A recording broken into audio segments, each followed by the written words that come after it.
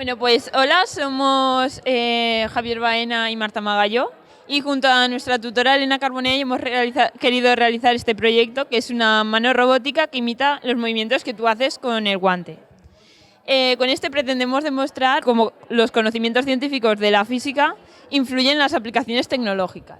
Todo esto vino porque vimos una noticia en el mes de noviembre en el que se había conseguido extirpar un cáncer de colon mediante cirugía robótica en la Comunidad Valenciana por primera vez y quisimos imitarlo más o menos. Entonces, las aplicaciones médicas que puede tener pueden ser las operaciones quirúrgicas, la rehabilitación de pacientes, fisioterapéutica e incluso traducir lenguaje de signos y de señas.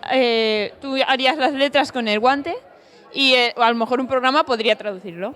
También podría tener otras aplicaciones como la manipulación de explosivos, la manipulación de objetos peligrosos, elementos químicos o incluso misiones espaciales que impliquen peligrosidad de salir al espacio a una persona. Un robot no corre este riesgo. Este proyecto se puede dividir en dos partes. Por una parte, el guante capturador de movimientos y por otra parte, lo que viene a ser el diseño y el montaje de la mano robótica.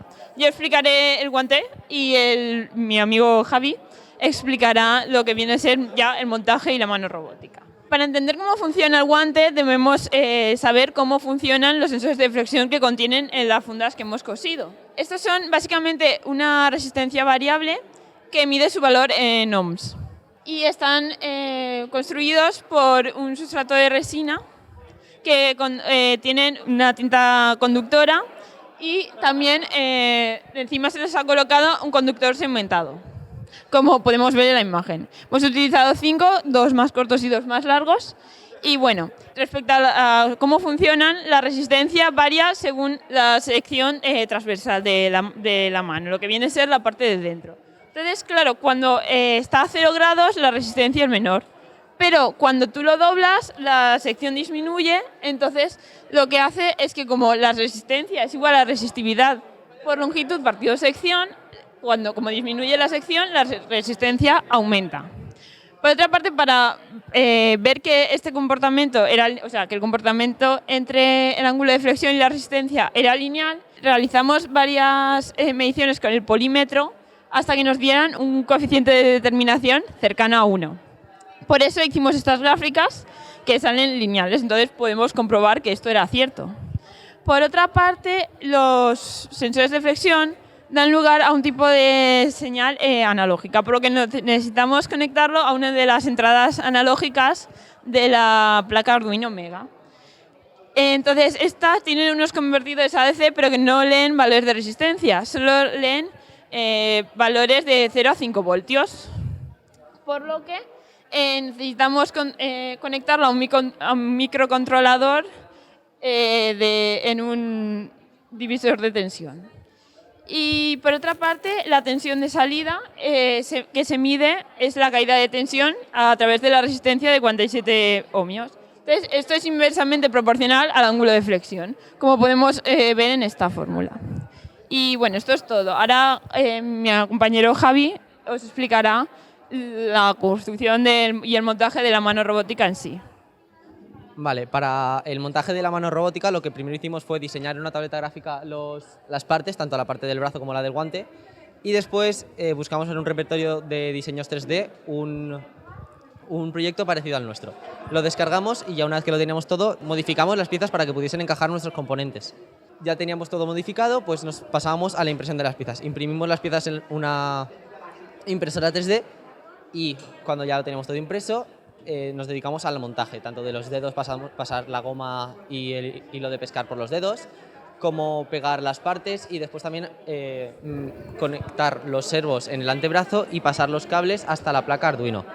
Tuvimos un problema, es que la placa Arduino no podía soportar todos los servos, por eso nos tocó utilizar un PIC, que viene siendo un microcontrolador aparte para poder meter un suplemento de intensidad y de tensión.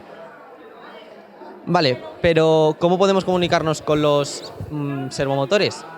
Vale, pues lo hacemos mediante los pines digitales PWM, que son de modulación de ancho de pulso. Esos durante un periodo de tiempo envían una señal en high y otra en low, y esta es proporcional, después lo envían y es proporcional al ángulo de flexión que girará el servomotor. Pero ¿cómo funcionan los servos? O sea, ¿cómo son por dentro? Pues los servos están enchufados, están enganchados a... tienen dentro un motor de continua enchufado a un tren de engranajes de reductora que van puestos a un eje principal. Este además va enchufado a una resistencia para poder ver la posición en la que está y la que le llega Arduino. Entonces las compara e intenta igualarlas hasta dejar la posición adecuada.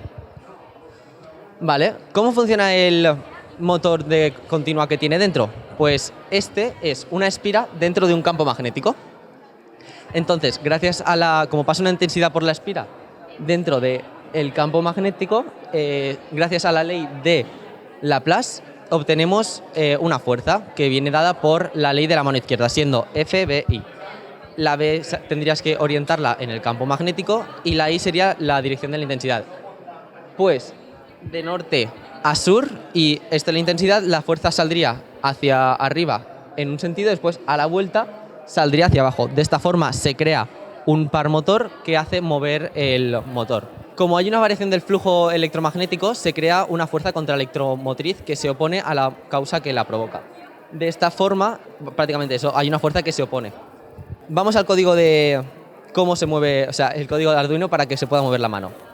El código, primero incluimos unas librerías para poder controlar el PIC que hemos utilizado y después creamos las variables para poder nombrar los objetos y también poder guardar la información, los números que vienen de los sensores, etc.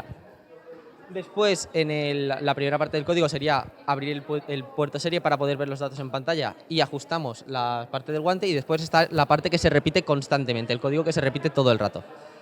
Este código viene siendo que leemos, en primer lugar, leemos los sensores de flexión, después con la función map, que viene siendo una regla de 3, pasamos los valores a un ángulo y después lo que hacemos es enviar ese ángulo a los servomotores e imprimir los datos en pantalla para poder verlos. Y así sería cómo funciona, cómo es el funcionamiento de nuestro proyecto.